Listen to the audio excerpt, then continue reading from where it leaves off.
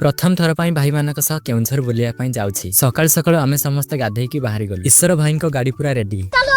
केउंझर आसीबा रास्ता रे आपण माने तो जानिथिबे डाहाण साइड रे मां दांतुआणी को पीठ रहिछि। दर्शन कला परे आगकू बढ़िलु। आमे आसी पहुंची गलु गुंडीचा घागी वाटरफॉल रे। एबेकार मौसम भी बहुत भलो अछि। सतरे केते सुंदर रे पानी आसी पडुछि। खाली फोटो वीडियो उठेबा दिन सारा खाली बुलिबा। एबे समस्ते चालिलु घटंगा नहले मंदिर रे भीड़ होई जिवे। भोग डला दुकान नु नै आसिलु। मां तारिणीकर प्रिय नडिया आ नाली मंदार फूल। मो मां सकाळ भोर मंदार गछर फूल तोड़ी रखिथिला। मु मां को पई नै आसिली। मां को दर्शन परे आमे अन्य एक जगह को पळे आसिलु। पाटणार सबुठारु बड़ शिव मंदिर। मंदिर साइड रे बैतरणी नदी। रेस्टोरेंट देखिकी पेट पूजा कलु।